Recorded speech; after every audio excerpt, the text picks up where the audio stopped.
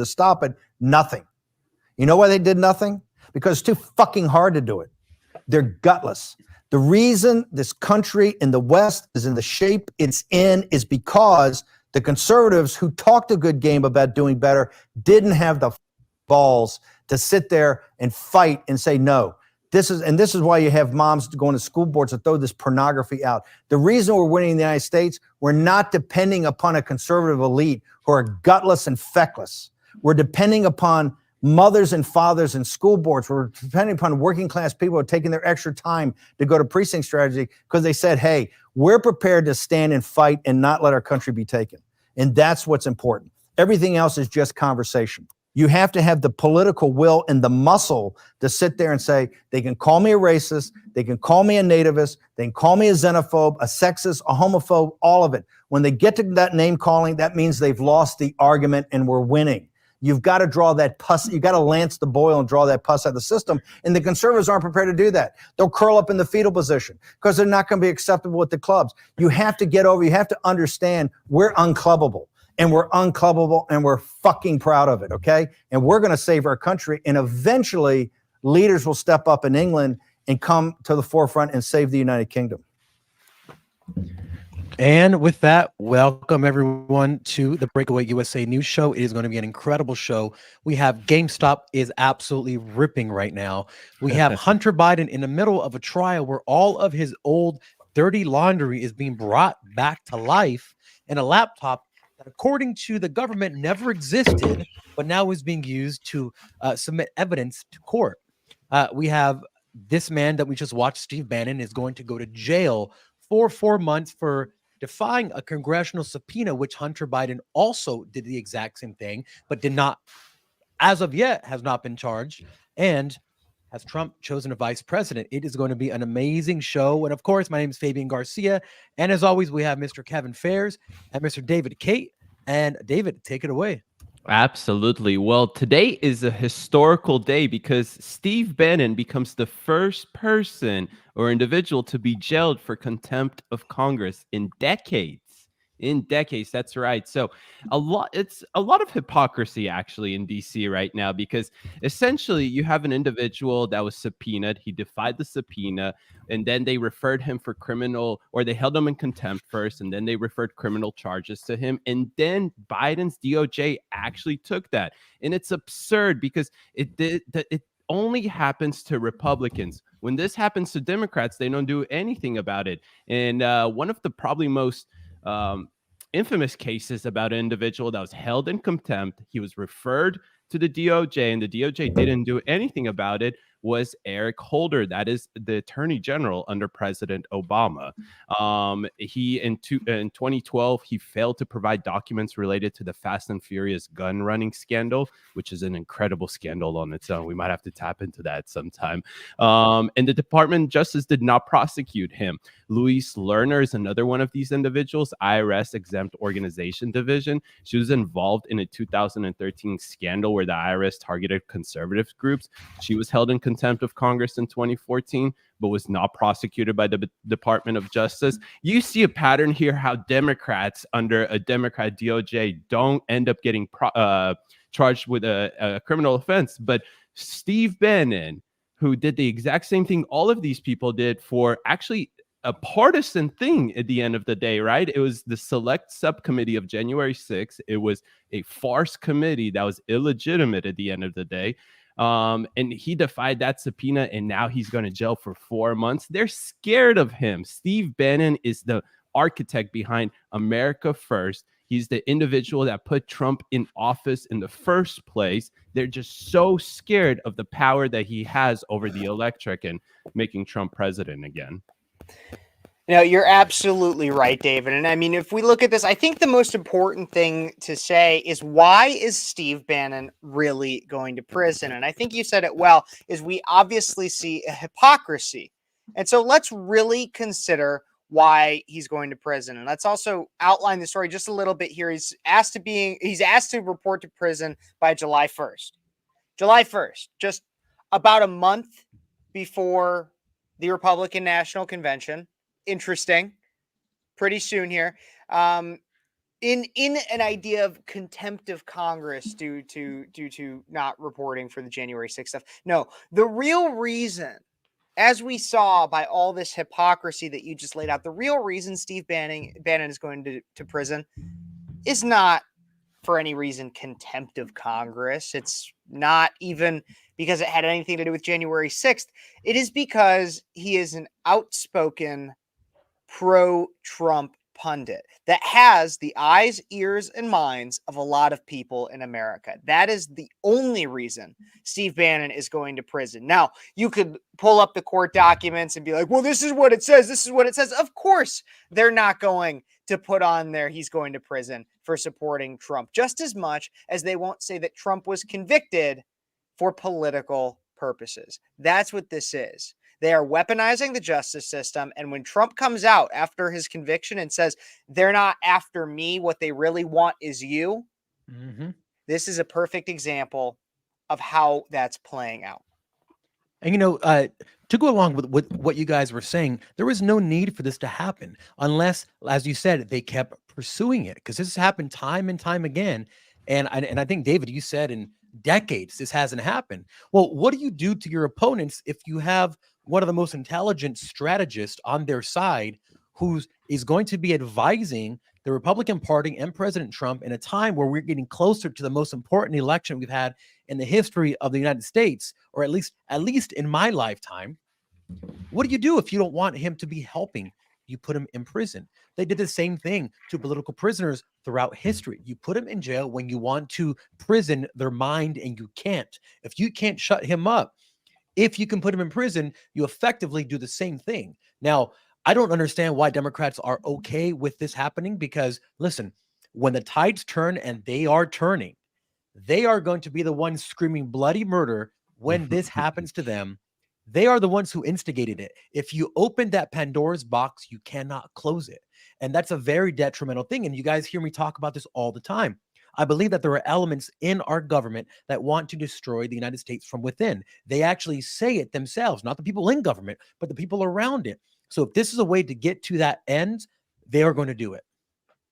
Yeah, they sure will. And I just want to reiterate what you just said, is that it's a political witch hunt at the end of the day. They want to remove a political strategist that knows how to win elections. He knows how to convey the message that the Trump campaign is trying to get out to the people.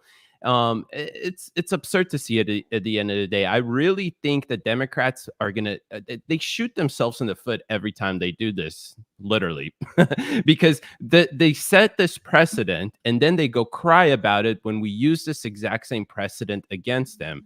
So when certain individuals refuse to comply with a subpoena, Merrick Garland, for example, does that mean that when Trump, for example, gets in office and we have an actual normal attorney general, then can we hold him in contempt in office and actually charge him for defying that subpoena? These are the precedents that we said. And then we end up getting into these political fights and not actually doing anything to make America great again. So at the end of the day, I mean, like, this damages Republicans, because obviously Steve Bannon is a political genius when it comes down to this election season, especially. But at the same time, I feel like it's going to hurt Democrats as well because of the precedent that they just set here. Yeah. Absolutely. Well, and I think that's the thing is right now, and I talked about this on my show on Tuesday, is that the difference between Republicans and Democrats right now is Republicans are doing a very good job of controlling the narrative, and it's primarily due to the ability of social media. Look, the left on social media, but also in our mainstream media, will constantly push the convicted felon narrative. Like, Trump's a convicted felon, Trump's a convicted felon, Trump's a convicted felon. And like black people with the N-word, Republicans have taken that term back. It is ours, everybody. We are calling Trump a convicted felon with a badge of honor, because we recognize, and many others, not just Republicans, moderates, libertarians, independents, see it as Trump is a convicted felon because it is political persecution. And so when we talk about whether or not this will hurt Republicans or Democrats more, I believe as of right now, if we can frame this as how it really is, and what I just said it was, as political persecution, and people recognize that Steve Bannon is going to jail because Joe Biden jails his political opponents, then it will continue to benefit Republicans and hurt Democrats. The American people see right through this. I mean, today we saw that report that Trump's campaign claims that they raised $400 million.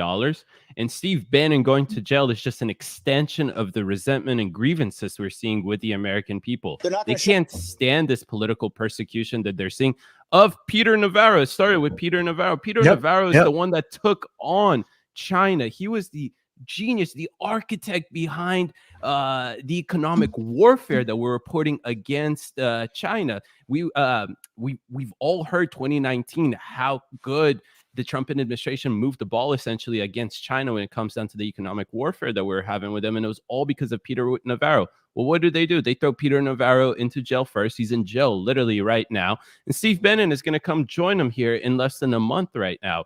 They're one political position strategist after another they're taking away from Trump. It's crazy. Yeah, and you here's what I don't get. The Democrats, and I often don't talk about parties. I don't talk about Democrats and Republican because in the end, a lot of them are very socialist, Marxist types of real. But in this case, it's the actual Democratic Party who is doing this.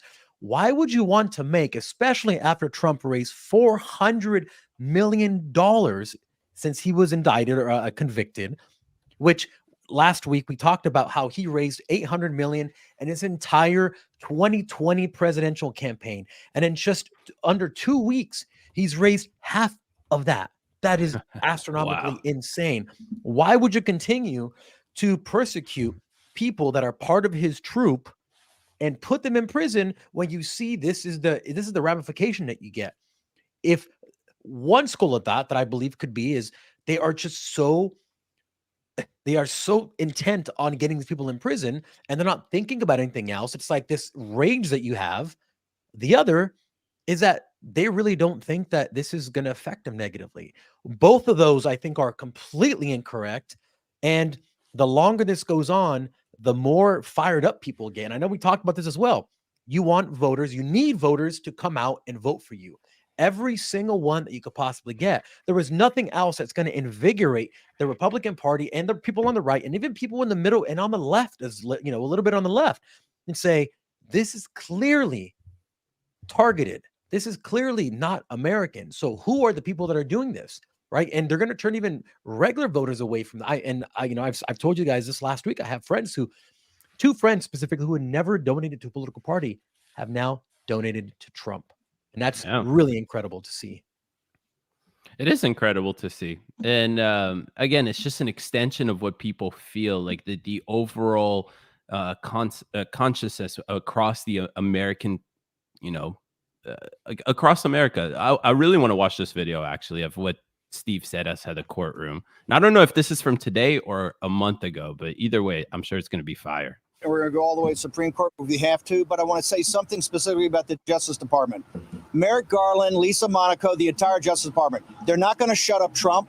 They're not going to shut up Navarro. They're not going to shut up Bannon, and they're certainly not going to shut up MAGA. If you look right here, you reporters, in the 2.5 or 3 years we've been here, look at the rise of MAGA, look at the rise of Donald Trump. If the election was held today, according to Harry Enton over at CNN, President Trump would win in a landslide. All of this, besides the major legal issues that have to be addressed, all of this is about one thing.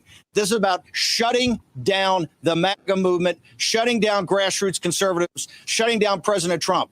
Not only are we winning, we are going to prevail. And every number and every poll shows that. There's nothing that can shut me up and nothing that will shut me up. There's not a prison. There's not a prison built.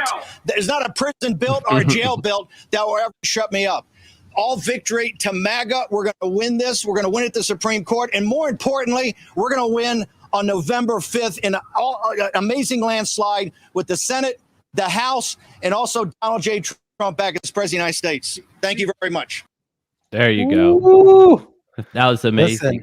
Listen, those are the words of a man who's ready to fight, man.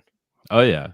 Fabian, I just want to also build off on what you were saying. You were saying, who would want to do this to the institutions and whatnot? And what is the overall plan for Democrats when they do this stuff? Like, why would they open up this Pandora box? This is what I always think about, because at the end of the day, now you both have, similarly, as Democrats have been shouting for a while, the Justice Department, it's not justice, it's injustice. We're looking for actual social justice. Well, now on the right, you have the same thing, not in the terms of like we're looking for social justice, but they're saying that the Justice Department or judicial system is corrupted. So maybe at the end of the day, this is what the elites, the globalists actually want, is the erosion of these institutions. Because if you can outlaw judicial systems, just justice in general and law, which is what kind of both sides are starting to push for, then you know who this benefits the most. It's not the average American. It's not the average person. It's going to be these elites who we're going to end up pushing more power to, because government, please come save me. Look at this lawlessness that is happening. So at the end of the day, sometimes I think, the plan is not so much short term as much as it's long term. It's maybe to erode everything that makes this nation great at the end of the day, and safe, I would say. Well, to the degree it is right now. Absolutely, absolutely. And I know we have a lot of different things that we're going to talk about, but I feel like this Steve Bannon story will be a notch in the metaphorical belt of what we will constantly talk about with our justice system this election cycle. Our justice system is what is defining 2024. Back in 2020, it was race relations and COVID. That's what was stoked in fear for everybody. And I think what the left was trying to do was they were trying to, for 2024, to just say, why would you ever vote for a convicted felon? Why would you ever vote for somebody who was going through so much criminal investigations, criminal processes, everything? Why would you vote for somebody like that? That's what they were trying to control your brain with. But the Republicans were able to shed a reasonable amount of light to show you, hey, maybe based on the preponderance of evidence, you should be skeptical of our justice system. And that's what is going to define this election, is our justice system. Yep. Yeah. Very true. Very true. Oh, Dave, I think something big just happened today, and I think a lot of people kind of want to know about something with the last name Stop and the first name Game. Oh, that's right. So GameStop, right? Look at that. Yeah, right, want to go to a top. quick commercial and then we'll get into it? I think so, right? We got to talk about what Roaring Kitty put out there. So we'll be right back after a good commercial break.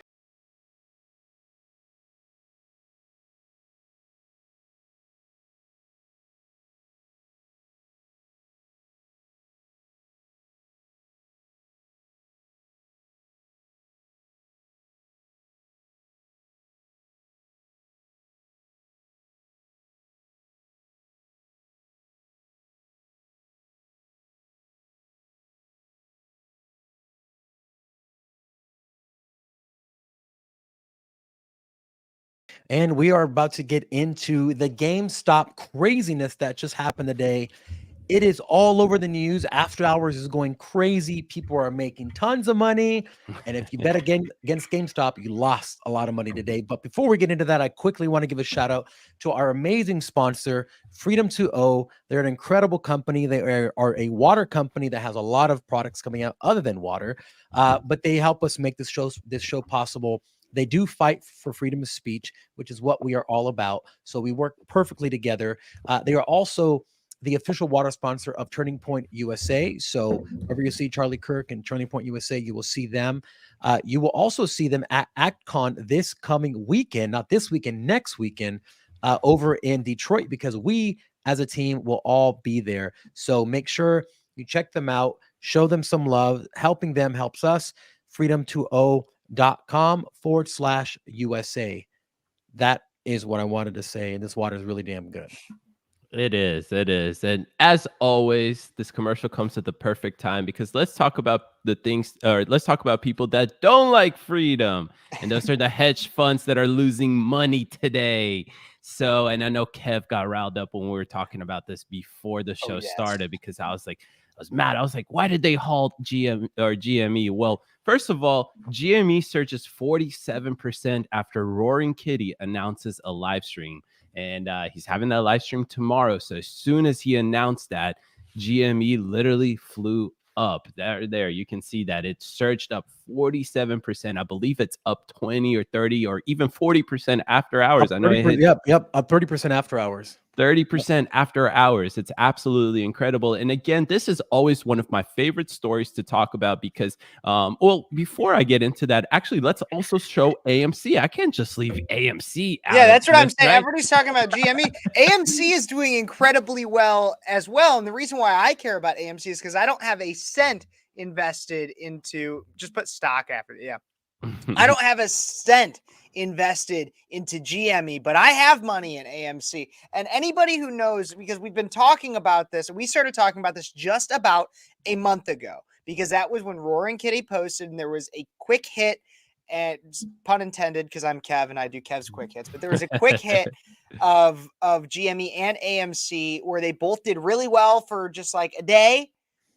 And then it went back down and then it subsided. And to the point of which I had lost like almost $100, which I know isn't that much, but I just like play around with stocks. I'm not one of the people, I don't day trade. I do other things to make money. But my point being is that a lot of people were at losses for the last month, and people were like, what the heck? I thought we were going to hit the next short squeeze. But this is why they say, everybody, you got to have diamond hands. You got to hold. You got to hold. You got to hold and hold and hold and hold, because eventually even my few $100 investment can go up to the motherfucking moon, everybody. To the fucking moon. We're going to see it. We're going to see it. And we'll talk about the politics and everything of it. But in terms of strictly the finance of it, fucking hold, everybody. Diamond fucking hands and to the moon, you retarded apes. Let's do it. By the way, Kev is not giving any financial advice. So, I have no disclaimer. I have no certification or any financial guru. No, I am. You are certified, Kevin, in apeness, so I will give you that. But I will say this: I kind of expected what we saw in the very beginning, a very quick pop. You see, this hasn't happened in since what, really 2021 is when it first went crazy, right? Yep. You have to think about what the hedge funds have been planning since then. Once Roaring Kitty went back into hibernation, everybody that was working in hedge funds knew at some point this would be revived. It was just the right point and the right time. Well, hedge funds have even gotten more sophisticated since then. Dark pool trading has gotten even more sophisticating since then, and the high frequency trading. Basically the automated traders have gotten even more intense since then. So I feel like the first day when it popped, everyone was going crazy. There was a lot of things that were already prepared for this moment. They shot their shot because of apes, diamond handing, and because of what happened now.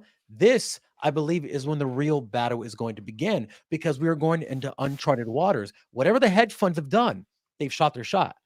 That's already been dissipated into the market. I'm sure they have something else up their sleeve, but this is going to be the next iteration of that. And apparently he's going to make something like $200 million, which is good for him. But it's even better to see the hedge funds running for the hills right now and trying to figure out how to shut this Wait. Yeah. $200 million. Are you talking about Roaring Kitty? The last I saw. He made $550 million today. So okay, this must have been before then. Yeah, and we can. I think we have that in the chat production. We can pull up like what Roaring Kitty made today, today. I think it's important to talk to people once again. And we already have it up. Never mind. Yeah, I was gonna stall a little bit, but look at that, like so he has 5 million shares of GME, and he has 120,000 call options that expire in like 2 weeks or whatever. But as you can see right there, at the end of the day, he earned $586 million today, and he hasn't closed a single position, which is why at the end of the day, I think that this entire movement is actually really successful. You don't have an individual at the top of it leading this movement that just is greedy or grifting people. He's in this battle with these, apes and everybody else. So it's actually pretty nice to see an individual that I believe he started this in 2021 with $53,000. And that's when he made his big first initial boom. And now, I mean, look at this. I mean, he disclosed at $170 million position, as you guys can see right there. Price paid $170 million position Sunday night, which is what boomed GME Monday by 80%. And then they dipped down a little bit. But today, I think that the hedge funds literally got squeezed. They weren't able to cover. They lost, I saw, upwards of $5 billion in 3 hours. Ladies and gentlemen, this all happened within 3 hours of the market closing, or before the market was closing. So this is incredible to see. Keep this. Keep this ready, because I think there's a quick education, like what is currently on screen. I need that ready, because there's a quick education that I think is really, really important for a lot of people that don't know this. You might have heard a little bit about the GameStop thing a few years ago. You might have heard the term short squeeze and what that really means. And in short, because we don't have all night to talk about this, even though I really wish we did, a short squeeze happens in financial markets. The entire idea of this, when the price of an asset rises really quickly, causing traders who had sold short to close their positions. That's like and that might even be too much mumbo jumbo for you guys, but that's what a short squeeze is. And it was done, like David said, back in 2020, to the point of which it lost people like Ken Griffin, the CEO of Citadel, and so many more people that were very, very wealthy and huge players. When we talk about the players behind the scenes, like the George Soros type people and the people that you never really hear from, but are really pulling Biden's puppet strings, and people like that, people in power, that's who lost the money. And so then this guy, this Reddit poster, has to appear before Congress. Roaring Kitty, a guy who goes by Roaring fucking Kitty, has to appear before Congress because they think that in some way he might have been participating in market manipulation. You mean he was doing the same thing Robinhood was doing? Get out of town. That he was violating securities laws. This Redditor, this dude who posts, they think that he is violating securities laws. And but here's the thing, is what happened back in just a month ago. I mean, this happened back when people were holding in 2021. This happened just a month ago when Roaring Kitty started posting, is the price started to go up. And then we had 38 plus combined between GME and AMC, 38 combined holds. And when I say holds, stops put on, I'm not talking about your apes and people like me and David and Fabian who are just holding with diamond hands. I'm talking about the financial wizards, the people that control our ability to trade. They're stopping the ability for us to actually trade that stock. Why? Because it is losing the hedge fund puppet master billionaires. It is losing them money.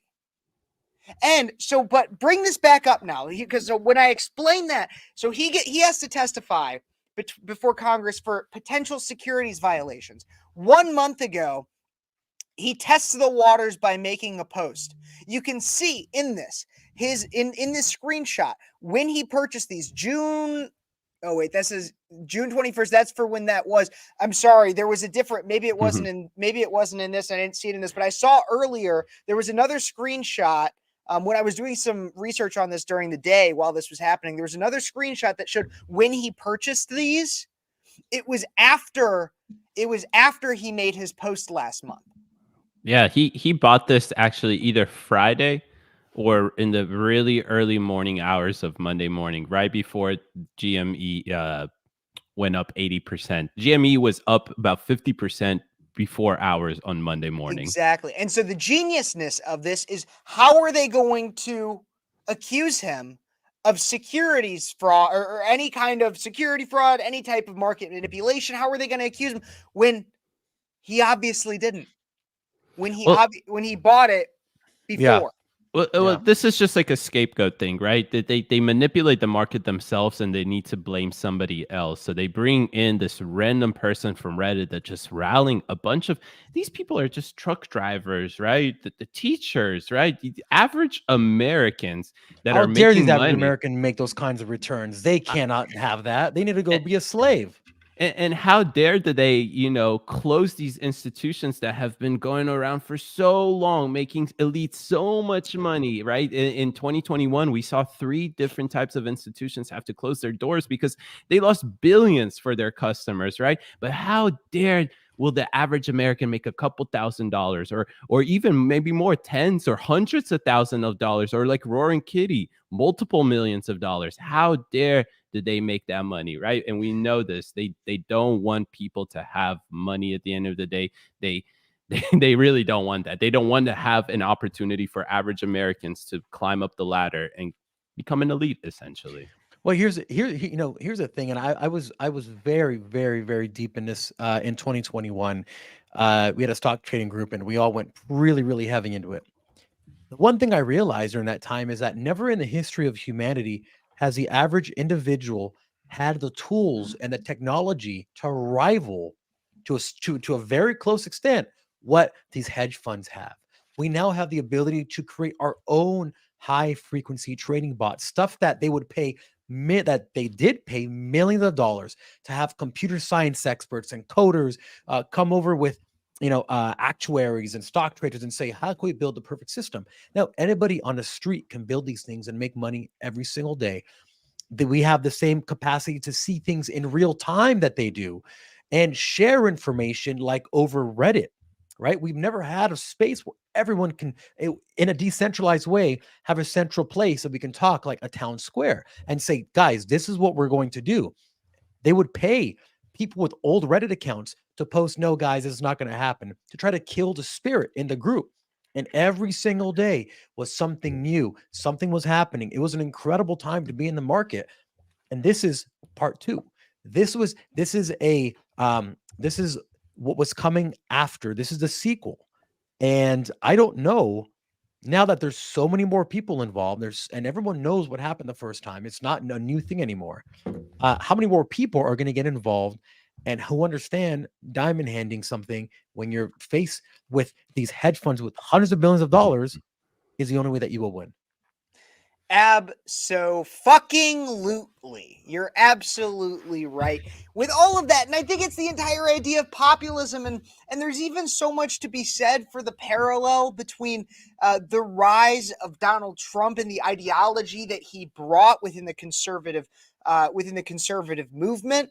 And there's so much that we could break down with that. But there's just a few things that I got to say, and it's going to be parroted. I have a quick, short video to end out this segment, because when we talk about all this, we could talk about the populism.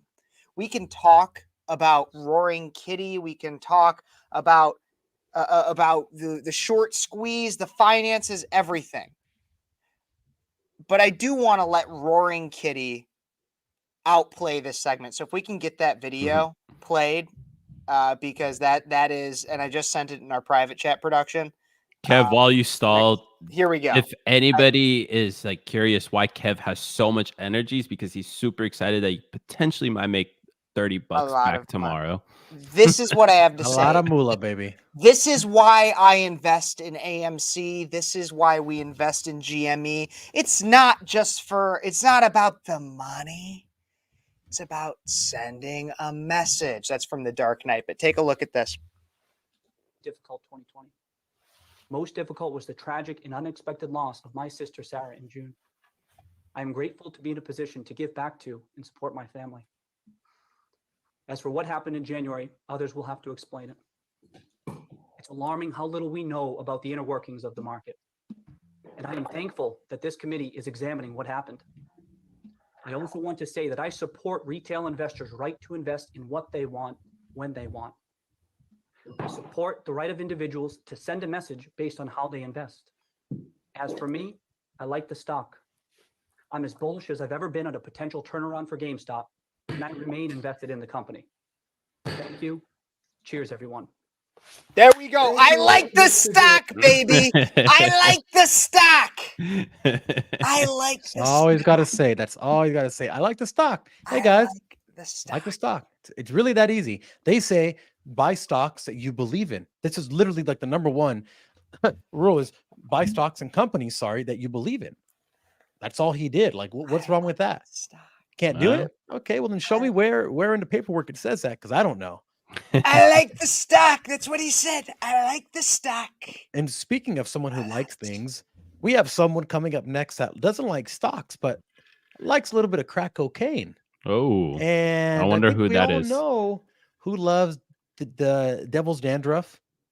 And I think we're going to talk about him next, right? I think David? it's Fabian. Let's go to commercial. Joe Biden, right? Joe Biden likes a lot of things that are weird. That's for sure. But no, we're going to talk about Hunter Biden and his gun trial that is currently ongoing right after this little commercial break. Blah, blah, blah, blah, blah, blah, blah, blah, blah, blah. What are you talking about? Here, have some freedom to go. Now, the Constitution is awesome. Type 1A.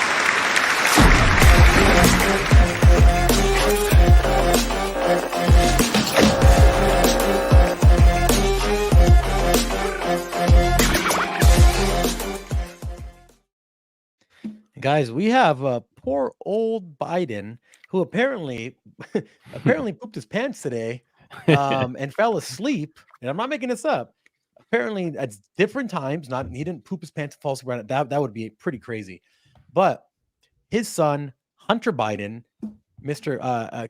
Crack Pipe Carl, as I have given him the moniker, is now facing his own version of a come down, and the fact that he is actually in court for illegally purchasing a gun in October 2018. So let me just quickly read this for you here. The son of the president, Joe Biden, is accused of lying to a federally licensed gun dealer, making a false claim on the application by saying he wasn't a drug user and illegally having the gun for 11 days. So today, we have another day of testimony that wrapped up. But here's the crazy part. So Joe Biden's wife, Jill, she's attending court with him. And it's really interesting because what we were told for a very long time didn't exist. What people literally got censored, banned, deleted off social media for talking about because they said it exists. What the CIA and all these other intelligence agencies told us did not exist, which is Hunter Biden's laptop, is now being used as evidence in court. Not only that, but Hunter Biden's ex-girlfriend said that Hunter Biden would smoke crack every 15 to 20 minutes. Not only that, but Hunter Biden allegedly, so I don't get a strike, slept with his brother's widow. Aside from that, Hunter Biden allegedly is texting members of the Biden family, young girls, allegedly, so much that in text messages that were on Apple iCloud that are now public information in a laptop that didn't exist, apparently, there are text messages asking them to keep Hunter Biden away from her daughter. Wow. In addition to that, there are pictures on Hunter Biden's laptop that have gotten me personally have been shadow banned because I have reposted pictures from Hunter Biden's laptop that didn't exist.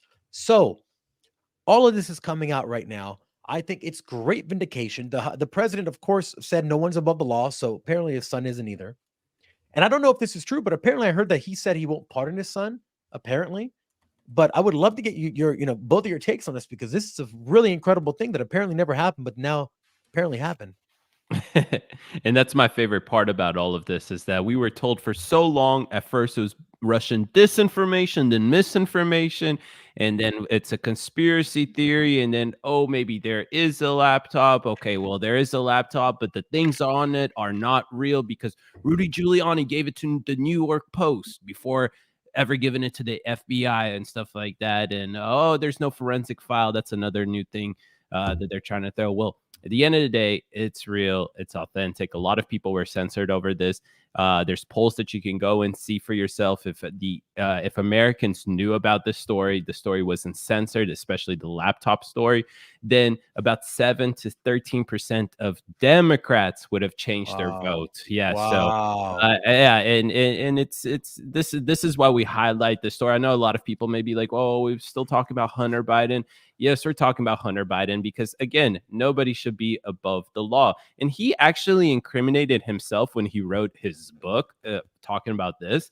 You're not allowed to be high on any drugs or using any drugs if you're going to be purchasing a firearm. Well, in his book that he just wrote like a year ago or whatever, he actually admits that at the same time that he was buying this gun, that he was abusing drugs, especially crack cocaine. So this idiot already he's just a dumbass. And just one more thing, this isn't even the big trial. The big trial is going to come down to the tax evasion stuff, right? And the funniest thing about this, I don't know why nobody points this out, but a big Biden donor actually paid the bill for Hunter Biden, thinking that they can just sweep this under the rug. So he literally invested, claiming that he's not getting back anything from this, $2-something million to try to put this, away. Well, thankfully, there's still some normal heads within the DOJ that actually continued their criminal charge against Hunter Biden here. So, and that'll start somewhere late in September, but again, before the election. So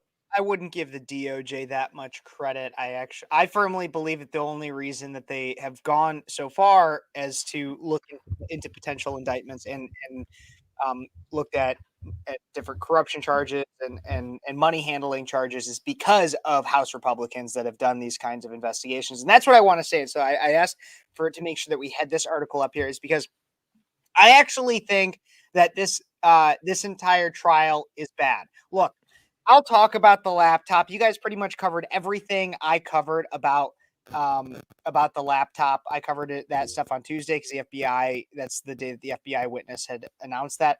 But go back up to the headline of this. Okay, I'm going to lay out something for you guys, and here's what the media does. So, Hunter Biden's laptop could be used as evidence in federal gun charges trial. So we as conservatives are focusing on the part that says Hunter Biden's laptop. Why? Because just a few years ago, I guarantee you could find a USA Today article that in some way hinted or explicitly said that the laptop was right-wing Russian disinfo. That's what we focus on. However, it also says federal gun charges. Look, these charges really aren't that big. These guns, it's about kind of falsifying some records or potentially lying about his drug use. In court, all they're really saying is that all the defense is saying for Hunter is he was a drug addict. You should feel sorry for him. It's really not that big of a case legally. What they are using this for, and this is what we're going to culminate this with, is that what they're using this for is so that they can tell you that the justice system is equal. That's what they're using this for. They're blowing up these federal gun charges, which really aren't that big. The punishment for them would not be that large. They're blowing them up so that the week after Trump gets convicted of a felony, and apparently to the left, oh my gosh, he's basically just as bad as Ted fucking Bundy. Then they can put Hunter Biden up for trial for something that's really the most venial of sins that he's committed and would carry the least amount of issue. And then they'll be like, oh, well, don't worry.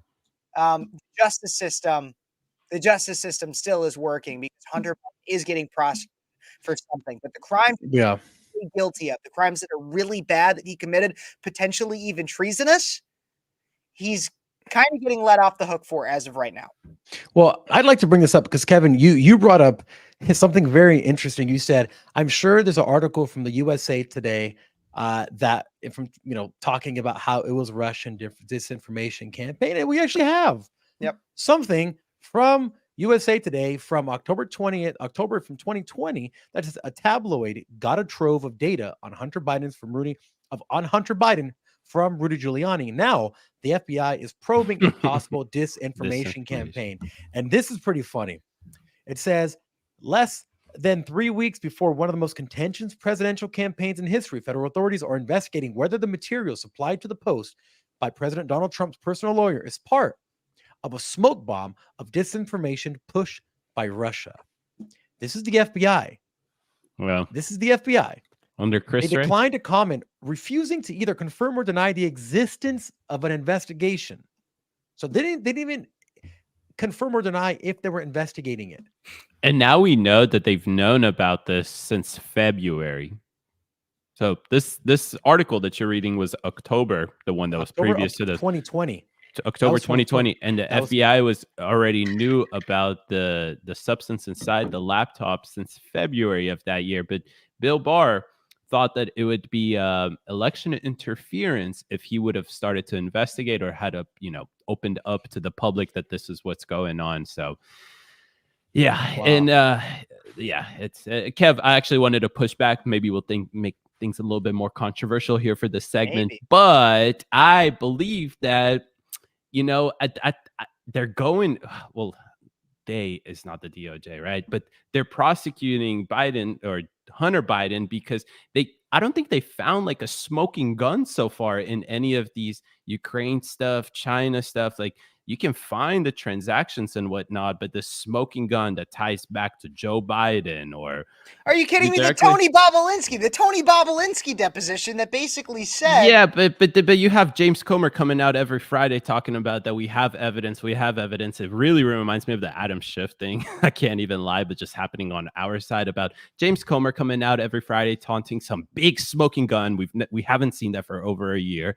Jim Jordan, the same thing. I'm proud of him. He's really trying to get down to the bottom of it, but there's nothing there because at the end of the day, yes, Joe Biden is very, very corrupt, but there's just so much entanglement and it's so complex that I don't think that they will actually be able to find the smoking gun. And if they do, what are they going to do? Impeach Joe Biden? Or do we really want Kamala Harris? It's not going to get through the Senate either. So Tony Bobolinsky, what was it? 50% for the big guy. You had the former Hunter business associate that testified about a year ago. God, I'm blanking on his name, but he testified that Joe was involved. We also have the copied letter. Like we have a scanned letter from like China or one of the Chinese business partners that talks about how Joe Biden was involved as well. There's so much. There's an abundance of evidence, and that was one thing that I was really proud of Kevin McCarthy's speakership for, is that they actually got the ball rolling, and while slow, they got a lot of the ball rolling on impeachment inquiries, on investigations, and we got a lot of evidence. And so, sure, maybe there's not a smoking gun, but the thing is that these gun charges are not even the most prosecutable thing. I'd rather be spending our money and our time investigating the things that I personally know. While legally, I'd have to say allegedly, I as a person can put the puzzle pieces together. yeah, Because in the legal system, you have a reasonable doubt that you have to prove beyond it. And so that's why they need this smoking gun. But the thing is that just because the gun's cooled doesn't mean that it wasn't used to shoot whoever. Well, you know what? I disagree with both of you. I don't know both of you, but I don't care if Hunter Biden gets prosecuted. To me, that does nothing. That doesn't do anything for the American people. It doesn't help them put food on the table. However, what it does is if he's convicted in the court of public opinion and people themselves can put the dots together as Kevin has done and say, okay, let's look at the grand landscape of things. We got Hunter Biden with pictures of him smoking crack, banging hookers, banging his brother's widow, allegedly. These are all allegedly, except for the actual pictures on the laptop. Then we have Joe Biden's daughter, who has a diary that says that she was molested and that her father took showers with her and that she was sexualized at a young age. And those aren't allegedly; those are exact words from her diary. So you got a president who took showers with his daughter, did all these sexual things with her, apparently. A son who is doing everything that we talked about. Do I really want a guy leading my country who can't even lead his own home? Like the guy is allegedly crapping his pants. We know he's falling asleep. We know he's tripping. Like, how long until the switch comes where they say, hey, all right, Biden, your time's done. Whoever's pulling the strings, and it's like, hey, listen, you have a bunch of trash behind you. I'm sorry. It's not working out. Trump got convicted. He's getting in the polls. You're not doing anything. You're not campaigning. I don't see anyone in the streets with Biden hats. I live in Hollywood. I have seen zero people with anything about Biden on their shirt, on their hat, on their flags. Every now and then you see a Biden, something on their car. But it's like, if they're not campaigning, what are they doing? Why are they not campaigning? Sure, they have these little things here and there, but I mean, they're not really campaigning. I think the switch is coming pretty soon. Yeah, well, one thing that's really going to go for Trump, and I feel like we can jump to Trump's segment like this to talk about his vice president, is the fact that if it's a lower turnout, that only benefits Trump even more. So really the only, if you want to put aside the shenanigans and whatever, and we just talk about what we saw in 2020, it jumped like 17 million votes from the previous presidential election. So a lower turnout is only going to help Trump even more. So I'm glad that you're not seeing support for Biden. I don't think we're seeing support for Biden really anywhere. Like, I'm here in Atlanta and I don't really see big signs for Biden. I don't see yard signs for Biden like I saw in 2020. So, well, it's definitely maybe they're saving the money for whoever they're going to put after, and they don't want to have to take down all the Biden signs and put someone else's signs up. Yeah. You are absolutely right. But we get into this next segment here, as we can see at the bottom there. Has Trump chosen a vice president? Well, according to the media and social media, he has actually sent vetting documents so that to a number of potential candidates to be his vice president, so we can really narrow down our discussion on this. With that, I think it's also important to point out that one name that you will not see on any of this is Kohl's. Why? Because Kohl's, the department store, has pulled out of funding anything when it comes to the Republican National Convention due to Trump. I just wanted to point that out there. Everybody's talking about it on Twitter right now, just as much as they're talking about his potential vice presidential pick. And so because it had to relate with Trump, I think it's interesting to talk about, especially because we consider, so Kohl's is pulling out of the RNC. So that seems to be, I mean, as far as I know, that seems to be a department store that wins very well with white women. Right? So which one of these vice presidential candidates can win back the white women vote that Kohl's just took away from the RNC? Let's see. You got who do we got here, David? So we got J.D. Vance, which is a senator from Ohio. We have North Dakota Governor Doug Burgum, which surprisingly made a real huge come up right out of nowhere. That was interesting. South Carolina Senator Tim Scott, which that's I know Fabian, what I'm pulling for. Yeah, Fabian has been rallying behind him for quite some time now. Florida Representative Byron Donalds, he's a great guy. New York Representative Elise Stefanik, which is really interesting. Florida Senator Marco Rubio, and Arkansas Senator Tom Cotton, and former Housing and Urban Development Secretary. I have to say this real quietly, so hang in there. Ben Carson. Ben Carson, if you didn't hear me say that, because you probably don't even hear him say that in the first place. No, you don't. Right. Well, I think the funniest thing that I remember about Ben Carson in that 2016 primary with Trump and everybody in the crowd there is him talking about, like, how is Ben Carson going to talk, like speak so quietly when he's talking with, like, Xi Jinping, for example? Like, come on now. So, but listen, there's a thing in body language, David, where when you speak more lightly or less loudly, whatever you want to say, people have to lean into you, and it's actually a power move because they're coming to you. It's a subtle thing. If you're loud and boisterous, everyone can hear you. But if you want to suck people in, remember, secrets are done very, very, very lightly. So if you're telling someone something really important, you go, come here, let me tell you something. Listen, maybe we have Ben Carson all wrong. Maybe he's a secret genius. I mean, he is up to vice president. So he is a genius. Of course, Fabian knows during Pride Month how to suck people in. Hey, Kev, I got the American flag pin on right now. Yeah, let's take it easy. Well, do the log cabin Republicans, Fabian. They're taking it easy, which are constantly meeting in Mar-a-Lago. So that's interesting. That's a different I have to Really? make fun, but I have to make fun of because why? Okay, I want to Rick talk Garnell. about so Ben Carson. I don't mind Ben Carson. I like Ben Carson. We've talked about him on the show. I think he's a really nice guy. He also wrote a phenomenal children's book as well that everybody should go check out. But Fabian, you say you like Tim Scott. Why do you like Tim Scott? Listen, if you're trying to get the black vote, I mean, we pretty much makes obvious sense. If you want someone who's just a very chill family guy, I think he's like engaged now, right? Or something like that, or he's married or something like I that. believe he's He engaged. just got engaged. Yeah. Mhm. So To a that's- white woman. to a white woman. So that tells me that they're setting everything up. Because as we know, typically politicians like to get engaged or married or at least have one kid before they run, because you got to live, you got to live the gimmick to a certain point, right? If you're a wrestler, Hulk Hogan, he's still wearing the bandana, he still has the arms, he's still saying, "Hell yeah, brother." You have to live the gimmick. If it didn't if his arms got all small, you'd be like, "That's not Hulk Hogan. He does weird." Anyway, enough about wrestling. But he wins you the black vote. He's a conservative. He's now a family guy. Hulk He- Hogan.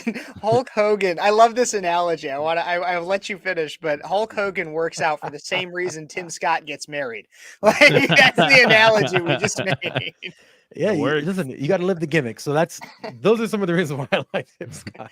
See, but the thing is that okay, so we have 3 people on this list that are black. If you want to win the black vote, I don't think here's the thing is the black people of that population that Trump wins over, he wins the Tim Scott African Americans over already. He already does. Why? Because the kind of black person that Tim Scott wins over. Tim Scott is from South Carolina. Trump's already winning South Carolina with or without Tim Scott. It doesn't fucking matter. Tim Scott is a very profound Baptist, like very, very profound Southern Baptist like that. And again, that's a kind of black person, unless they're in Georgia voting for Raphael Warnock, then they are going for a Tim Scott kind of person, or for Trump already without Tim Scott. And so that's why I'm like, Tim Scott, if you go to Chicago or most urban areas, I guess Chicago is super, super blue. You're not going to expect necessarily any of them to go for Trump. But if you go to a urban area in which you have a densely populated African-American community that's not already in the South, they don't like Tim Scott. They think Tim Scott is demeaning, and and he doesn't resonate with them. So if you want to win over the black vote, actually, I believe Tim Scott is to Republicans what Kamala Harris and Cory Booker were to Democrats. Yeah, I actually agree with that. And Fabian, I know you really like Tim Scott, but my thing here with Tim Scott is just in general, I don't think Republicans need to play the race card. Now, what they need to do is actually play the gender card, which is why I was actually pretty happy to see somebody like Representative Elise Stefanik. She's the 3rd highest ranking Republican member in the House. She really is behind Trump from the very start. The second that she made a name by being elected into this position as vice chair of the Republican Party or whatever, or in the House, whatever, she's always supported Trump. She always had his back. But the main thing here is that she's Jewish and she's from New York. There's a huge Juksit right now, Jews exiting the Democrat Party. Jexit, let's call it that, right? And what do we know about New York from the 2022 midterm election? We know that right there, we gained a lot of seats that traditionally don't go Republican. So we know we have the possibility of doing that, coupled with Biden's weak response in Israel, not really showing too much support for Israel anymore. I really think New York is in play. And how can you put New York in play to absolutely wipe out the Democrat chances is picking Elise Stefanik. Elise Stefanik checks off a bunch of boxes for me. There you go. I don't know why I couldn't think of the word boxes there for a second, but there you go. She's a killer. Yeah, kind of. But if you look back to 2015 and 2016 era, the early days of Trump's first term, Stefanik was heavily critical of Trump. Mhm. Like I don't heavily. even.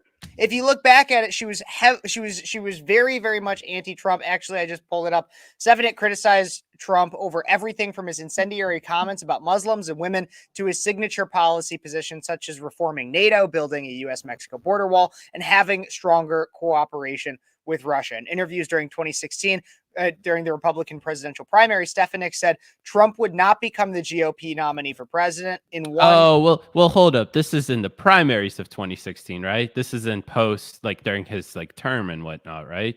Yeah, Because but everybody and their mom was crazy. You have Ted Cruz, one of Trump's favorite people now. Well, it goes back and forward. Who they got in a major fight, right? But so that was when they quoted her during an interview. But they also discussed in the early days of his first term, his comments about Muslims and policy positions such as reforming NATO, building a border wall with Mexico. Like that's literally like 90%. Trump is still running on Maybe a she border learned. wall. Yeah, maybe So- she learned. Because- Also, I just want to point out, I think it's hilarious. Like, I'll be critical of Elise Stefanik just because I'm not the biggest fan, and because I'd rather vote for a dog killer than Elise Stefanik. But whoa, it's like that. You literally take Kristi Noem over Elise Stefanik. Kristi Noem can barely win South Dakota for you. look, I don't believe Jews run the world like Nick Fuentes people do, but I don't want to give people a reason to believe they do. We're already screwed there. I mean, you should have seen him unleash his sheep farm today on me. No, But man, I like JD Vance. I JD like Vance is JD awesome. Vance. I think I JD Vance is totally a agree. rising star. I think that JD Vance and Ron DeSantis both should be the future of the Republican Party. I think they're both strong voices, strong leaders, and I think they're very important. I will admit there's a downside to JD Tim Vance Scott. is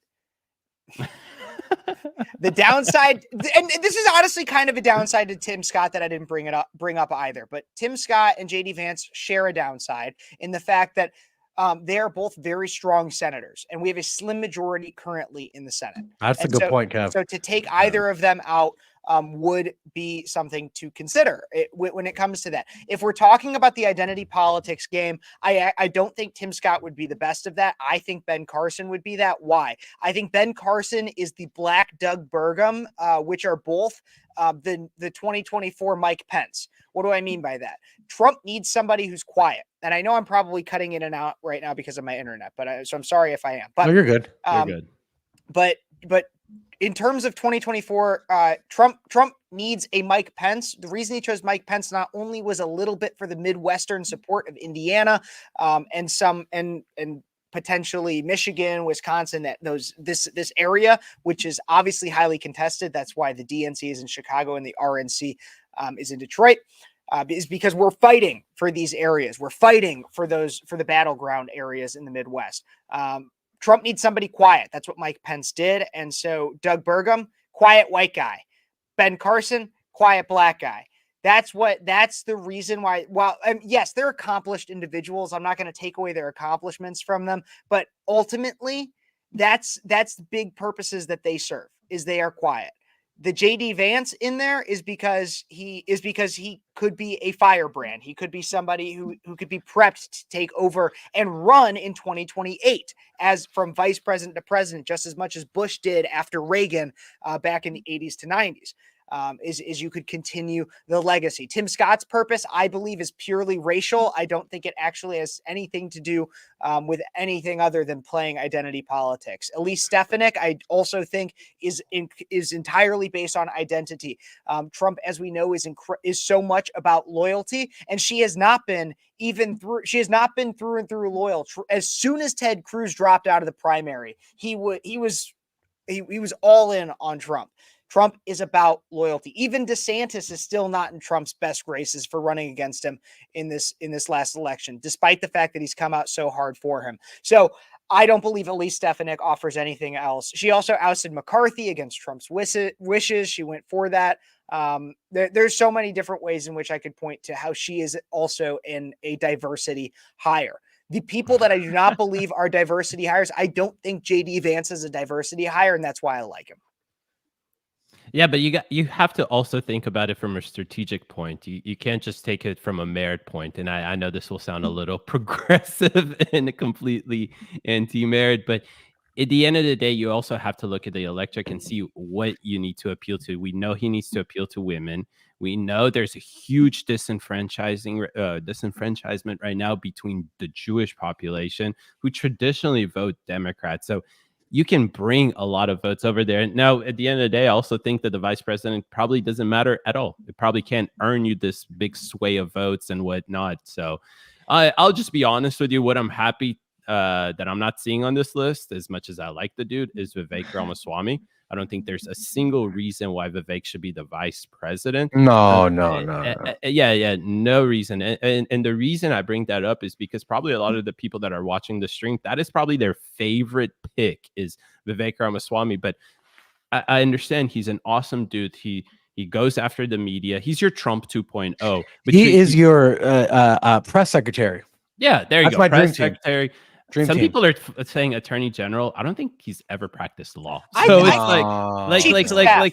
like Chief of chief staff. of staff would be great, right? All these various positions, but people have some interesting wishes that I don't understand why. But the other person who I did not see on that list, which I can't lie, I'm pretty happy I didn't see, is Tulsi Gabbard. I think she's awesome. Same. She's done great and everything like that, but she's not a conservative. And Kev pulled that up a few weeks ago and showed everybody. She opposes a lot of the things that we support as even if you're socially liberal, you still will not like the things that she proposes and supports. So Yeah, and as I said, I think like last month, if she's the number 2 and something happens to Trump, then you have someone who doesn't really have conservative values as the president. Like, no, come on, you can't do that. Yeah, it's going to be an interesting thing to see. And we don't know if Trump can send these out to more people. I don't know if this is just his initial list. Maybe he's gauging, or his team is gauging how things are playing out. Maybe he has someone else in his back pocket that he wants to just see how things are going and then potentially bring them in. We really don't know anything other than what we have available to us right now. But I hope they thought about this 3 layers deep, because it's a very important pick. It's, if something were to happen to Trump, or who is his heir apparent, even if it's someone young, can he make them into the banner holder that he needs them to be, or not necessarily him, but that the Republican Party and conservatives need them to be. And that's going to be interesting to watch. And that's why I didn't think that a lot of the picks that he didn't make made sense to not pick them, like a Tulsi Gabbard, Vivek. I think he's a Nikki great Haley, yeah. Nikki Haley. I'm so glad she wasn't on the list. I'm not. I'm kidding. Yeah. You know me. I like my Nickies. Yeah, well, you like war. We know. I know. I do. I like You war. must own stock in Lockheed Martin. Or He's something. a Raytheon guy. He has a bunch of option calls for November RTX, 6, 2025 or 2024. Boeing, Of course, I got it all in me. I even have loaded. I have an uncle who's been working for Boeing for like 30 years, and I'm still nope, no Nikki Haley for me. Well, that's hilarious. I don't know. There's a lot of things to talk about with the vice president. We're going to keep talking about that as it comes closer and closer. Absolutely. And I'm sure that will be both positive and critical of that pick. But I think it's about time, unless production is there. So production, I think it's about time. Production is indicating that there is a possibility that we may or may not be having some quick hits with Kev.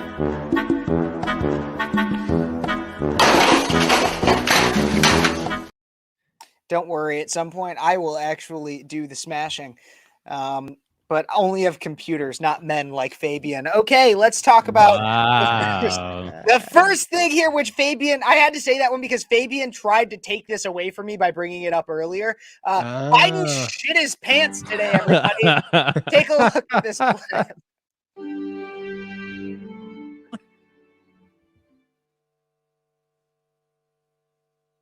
Distinguished guests, please welcome the Honorable Lloyd J. Austin. What? What? We gotta watch it again, guys. I'm sorry, I'm joking. Yeah. Of course you are, Fabian. Distinguished guests, please welcome the Honorable Lloyd J. Austin. Oh my gosh. That is What in the hell? He So got stuck in the Matrix. Yeah, and if I was gonna say if you're gonna shit your pants to Eddie's song, I guess it would be this one, right? I like it. I like how that was happening while they were introducing the Secretary of Defense. So It reminded me when somebody, so I'm a Catholic. It reminds me of the first time somebody goes to a Catholic mass because if you've ever been to a Catholic mass, you know that, oh, we're standing now. Now we're sitting. And then we're kneeling, and then we're standing again, and then we're kneeling, and then we're sitting. And so it was kind of like when I see people like that I can tell have never been to a Catholic mass, or it's one of their first few times, they're like, they're like looking around, they're like, am I supposed to be sitting? But the thing is that he wasn't even really looking around. He was kind of just like looking down. And it was like, I think the reason why he was afraid to sit is because he knew he was going to smush it all around in his Depends. but he wears a diaper, so I don't know why he would be so worried about. That's the thing. He's even wearing he's like, should I sit down or should I stand up? And then he thought, it depends. Wait, guys, I think maybe that's why he's always running, because he's like, hey, it's coming, guys. I gotta get out of here. And when he falls, it just makes it scatter more, and it just gets on his kneecaps and stuff. And then Secret Service has to do all that. Joe Biden's there. It's a whole mess. And then you got Hunter with his crack cocaine or whatever he brought in the White House allegedly, or someone did. Yeah, I think it's better for him to run. So just sit there and take it. Oh my! I like how he like bent down and he like kind of checked around. I don't know what he was checking around. He was like, "It's my handler, Jill here. Okay, good. Oh, where's everybody else?" Like he's looking around. It's hilarious. Speaking of handlers, quick hit number 2. Chelsea Handler. Wow. Had to remind. That was good. That was good. Yeah. Chelsea Handler had a message for 50 Cent. As we know, many rappers and criminals have come out in support of Trump since his conviction. Rappers and criminals. I like it. Which are basically synonymous. But 50 Cent had at some point voiced favorability to Trump. And don't worry, white woman Chelsea Handler came to the rescue. Take a look and a listen. About my ex-boyfriend, right? 50 Cent and his support of Donald Trump. Yeah, what's going on between you? I saw your tweets and I go, wait, what's happening? Because you said he was your favorite ex-boyfriend. And then what does he do? Supporting Trump? He says he doesn't want to pay 62% of taxes, which, by the way, is in a plan of Joe Biden's. That's a lie. So he doesn't want to pay 62% of taxes because he doesn't want to go from being 50 cents to 20 cents. And I had to remind him that he was a Black person, so he can't vote for Donald Trump, and that he shouldn't be influencing an entire swath of people who may listen to him because he's worried about his own personal pocketbook. So I haven't heard back from him yet, but I am willing to, seal the deal in more ways than one if he changes his mind and publicly denounces Donald Trump. I might be willing to go for another spin, if you know what I'm talking about. I guess the only thing she'll be spinning is the noose for all the Black people she's planning on lynching. So anyways, what did you guys think about Chelsea Handler reminding 50 Cent that he was Black? Wait, first of all, I didn't even know they dated. I don't know when they dated. Second of all, I just read that she's like 50, has no children, and she's just like miserable. She's like making these like troll videos now. It's like that's what happened to you, Chelsea Handler. Like that now you're that person. Like, dude, you used to make fun of those people, and now you become what you made fun of. I don't get it. To me, it gave really like Biden 2.0 vibes when he was on Charlemagne's show and he was like, if you ain't voting for me, you ain't Black. Well, now you got Chelsea Handler pretty much telling him like, yo, 50 Cent, remember, you're Black. You can't vote for Trump. Literally. Well, that's what I think is, I found this one to be even like, look, I think Joe Biden's with Charlemagne the God was offensive. That was. It's offensive that you call him the God too, by the way. But whatever, I'll let that slide. Yeah, but whatever. Listen, Kevin, the Pope is going to come after you, man. Yeah, I know, right? Be careful. Cracking jokes on Pride Month, calling Charlemagne the God. Lowercase G.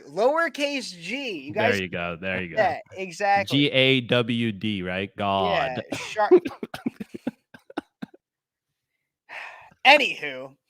I thought that was offensive. I found this one with Chelsea Handler even more offensive because it was I have to remind him he's Black. Like it's so demeaning. Women. It's so demeaning. It is a outright bigotry and like not even in a way of of racism in terms of because the thing is that she believes, the irony of all this is that she believes in that statement that she is being anti-racist by saying you can't vote for the racist Donald Trump because he's so racist. So I'm going to be racist, and as a white woman, tell you as a black person what you have to do because you're too stupid to realize that as a black person, Donald Trump doesn't support black people. Like there's so many convoluted hoops of just bigotry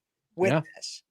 Right? Yeah, absolutely. And you know what, guys, and I do want to give a shout out, not to 50 Cent, but 25 Cent. And yes, this is a real person. This is a friend of mine.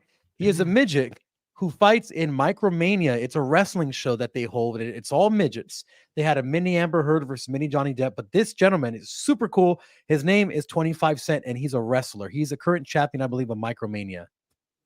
And this is him dancing.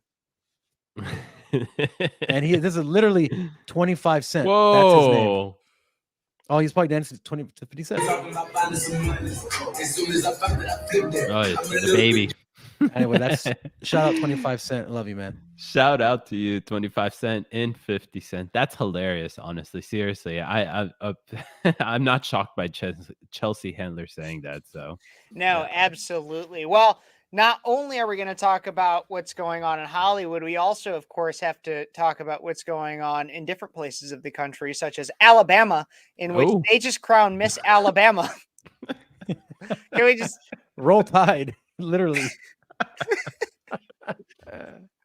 Let's just there's a video with this. I want to play the video. Let's just watch the video. She is.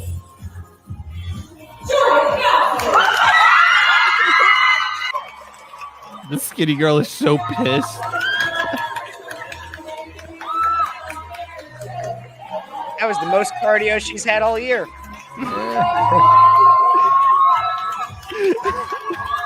I mean, you kind of knew it was going to happen. If it's between them two and it's Pride Month. Look how pissed the other girls are.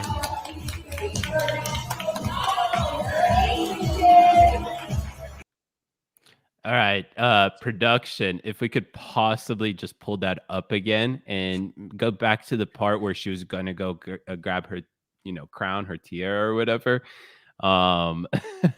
So let's get there. Yep. Oh, reverse just a little to where she's hugging her, because I want you to see this skinny girl. Look at that. She can't even get her arms all the way across her. And this, I wouldn't say that usually, but this is Miss Alabama. So right. I was surprised that she wasn't inbred, or at least we don't know. I guess that's not confirmed. But Jim Adams said, "Did they need WD-40 to get that sash on?" You'll get that on them bigger jobs. Wow. Yeah, this is hilarious. No, I saw this, and what frustrated me the most is there was 3 or 4 pretty girls or women that were around her. So I'm like, they picked this over the other 4 skinny, kind of beautiful looking women. Healthy. What the hell? Healthy. Sorry, I don't want to fat shame anybody here except whatever we just saw. Well, yeah, I mean, it's sad that they're trying to change now. Okay, I read a lot of history, and I know that back in the day, if you were fat, that means that you were wealthy. But this is not a wealthy contest. This is a beauty pageant. And, typically, and I haven't obviously watched any of this, but sometimes you do things like a dance, or you do something, or you do, something to show that you have the ability to do something. I'm curious to see what this person did to prove that to the judges. That they can do anything. Was it something physical? Was it something mental? Was she play chess? I don't know. If she does play chess, I'd love to play her. Contest. Hot dog eating contest, or I was, that's actually a beautiful one.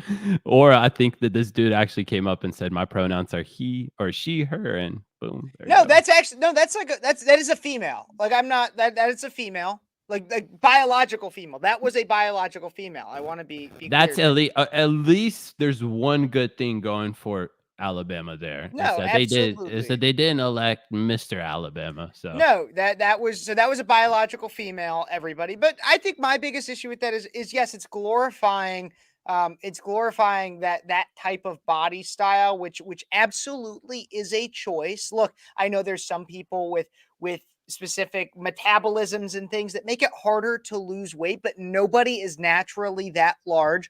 At a basic minimum, calories out versus calories out and your output versus calories in will lose weight. That is basic physics. That is physics, is that if you lose more calories than you are intaking, you will lose weight. You will. Yeah. That's Yeah. how it works. And how so your You body know, works. Joe Rogan had Neil deGrasse Tyson. I know he's all woke now, but one thing is one of the favorite things he ever said. He said, if scientists were to write a diet book, it would be one page, one paragraph, and it would say, and I'm paraphrasing, it said, in order to lose weight, consume less calories than you burn. He's like, and that'd be the entire book. That's all you need to do. Stop eating. And let's not even just say weight. That's how you lose fat. That's how you lose fat. And look, it can also come with diet too, if you're making sure that you're excluding certain fats from your diet. But that's how you lose fat, which in turn is losing weight, because you could in some way also be gaining muscle if you're having certain proteins, and muscle is denser than fat, and thus you could be gaining weight while being skinnier and more tone. There's so much that goes into this, but at a very basic minimum, there's that. But I want to bring up this next one because Miss Maryland actually is Mr. Maryland now. So while Alabama was just fat, there's extra skin on Miss Maryland, and it's between his legs. So this is who just won. Bailey Ann, who I don't know what his birth name is, but this is who just won Miss Maryland USA. Wow. Yeah. Yeah. Well, I listen, everybody that's watching, I have no idea what story Kev pulls up next. And I just find it funny that I nailed the handler one, and apparently I just nailed him, Mr. Alabama, but it was Mr. Maryland. This is crazy. This is disgusting. Such an attack on women.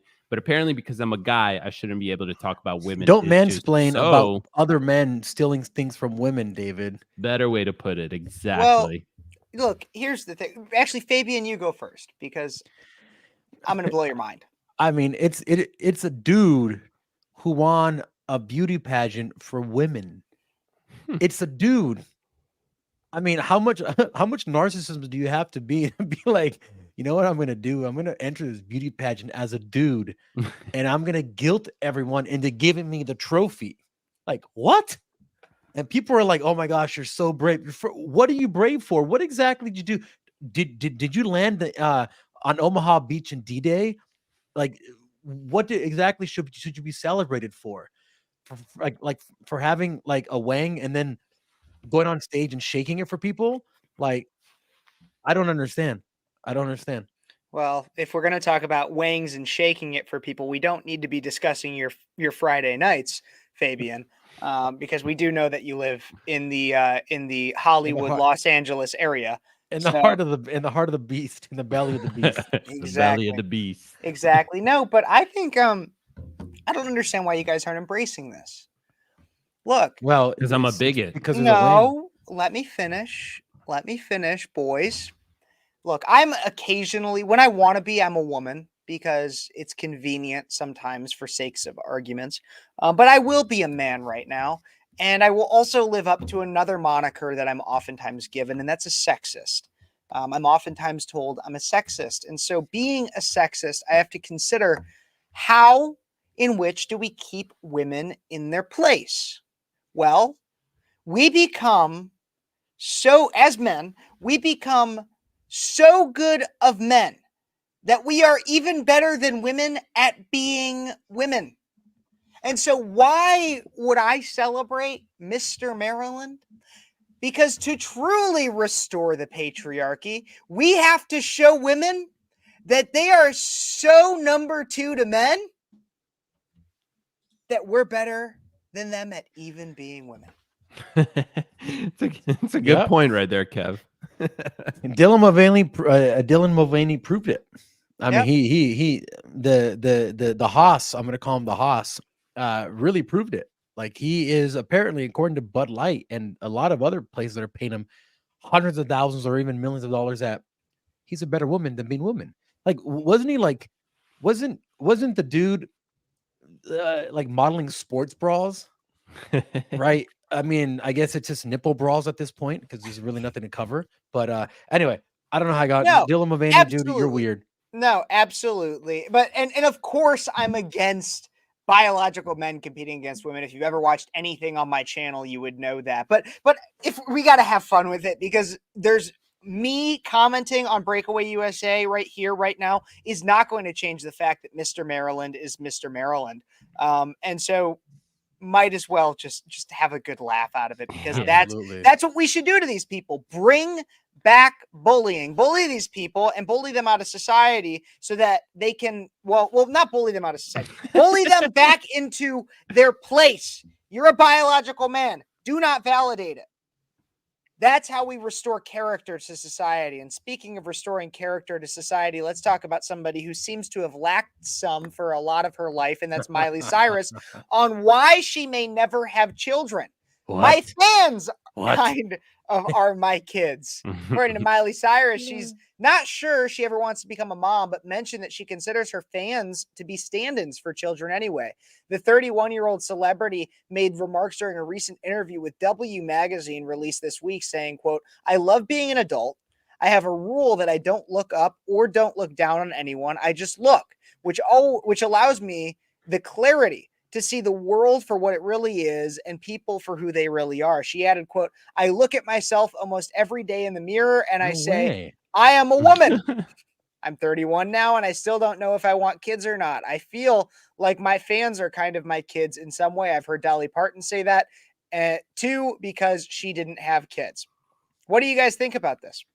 So I'm just tell you, like 2014, 2015, we were at the Rainbow Room, and she was, we were hanging out, and she was, it was a small group, and she goes to the bathroom and she comes back and she's like, "Oh my God, you guys, I lost my phone." And I'm like, "Okay, cool. We'll just go find it. I mean, you have a passcode on your phone, right?" And she's like, "No, I don't." I'm like, "You're Miley Cyrus. You don't have a pass lock, like a 4-digit lock on your phone." "No, and I have a bunch of nudes on there." So we're like, "Oh my God." So we went and we're looking for it. No one can find the phone. The bathroom attendant is like, "I have your phone." And I'm like, "Dude, you better pay her some money." Like, this is the person I just want to put into context what she's really like. At least I don't know if she's changed, but I don't want her to have kids either. So I'm completely for this, guys. It's just I'm 100% for this. Let me just say that. Same here, honestly. It's like when I see people, like, I advocate for people to have kids. You need to have kids if we want to survive as humanity, right? But people like this is a prime example of people that I don't think should have kids. Why? I think that they probably aren't going to raise their kids to be I don't even know how to, I obviously don't advocate, or they're going to be a Biden father. Exactly. There you go. It's going to be a Biden father. You're going to raise a bunch of noodle kids and stuff like that, or how Fabian always says is, what is it, spaghetti noodle arms? Spaghetti on mafia. There you go. So I'm glad to see that, because Miley Cyrus is a little cuckoo and should probably like go and party while her kid is like 3 months old, like by himself at home. Look, I was recently complimentary of Miley Cyrus. She came out with a song called "Used to Be Young," to which it kind of gave some sense of closure to her angsty post-kid celebrity era, where she obviously got rebellious and twerked on Robin Thicke and became just kind of like the very slutty person. She also went through obviously her very public relationship and divorce from the Hemsworth brother. But then she comes out with things like this, and I'm ready at all times to go after celebrities who are like, "Be a boss bitch," and "I'm a strong, independent woman, and I don't need no man," and blah blah blah. And I usually go after stuff like that. And I agree with you guys. Like, there are some people that it's probably better that they don't reproduce. I think the thing that I have a problem though with this is, like, so her quote in this article: "I love being an adult." No actual adult has to say that they love being an adult. Anybody who actually is an adult. And then she goes on to say, I have a rule that I don't look up or don't look down on anyone. I just look, which allows me clarity to see the world. I'm sorry. Like, I know that being a kid's star can come with certain troubles. And like, there's things like Drake Bell, who was sexually assaulted. Like, I'm not going to deny that in some ways there can be issues, but she was raised with her dad having everything handed for her, like with Billy Ray Cyrus being like, okay, we're going to get you this Disney deal. We're going to do everything for you. You to tell me to say that you don't look up or look down on anyone is some of the most pretentious shit I could possibly. I just look, which allows me. Yeah. It's like when a white woman says, I don't see color, but I had to remind 50 Cent that he was black so he doesn't vote for Donald Trump. Like, that's what that's the kind of idea that it's pushing. And so The problem with these ladies, Kevin, is that they don't have any kids, so they still want to be mothers and they try to mother other people. It's like, have kids and just mother your own kids. Chelsea Handler, dude, you're 50 years old. I mean, I'm sure she can still have kids now, whatever. But it's all like they need to be mothers, but they just don't have kids. And like, I don't understand why I feel like this. Why am I a Karen? It's like, well, because it's a biological thing. If you believe in biology, you have that instinct to be a mother. If you're not going to mother your own kids, you're just going to try to mother 50 Cent. Like, dude, leave the guy alone. He wants to vote for, he wants to vote for. Like, dude, chill. Absolutely. And so that's I guess that's the way I see it. She just comes off as pretentious, and I don't think she realizes the bubble that she lives in, and how pampered she has been for her entire life. Not to say she hasn't gone through struggle, not to say that that something's been hard, but she's been pampered. And so everybody, that's this week's Kev's Quick Hits. Boom, boom. At least she knows. At least she knows what is.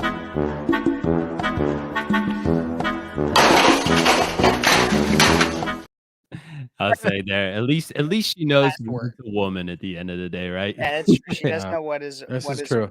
But everybody, not only is that Kev's Quick Hits, that wraps it up for this Thursday's edition of Breakaways USA's news show. We have new content that comes out pretty much 7 days a week, so make sure you follow us at all of our handles, but especially at Breakaway USA. Don't forget to like this video, like our channel, subscribe to all of our Twitch, Twitter. I don't know if we have Twitch, but we have Rumble, Twitter, X, Facebook, YouTube, Instagram, all that stuff. Telegram.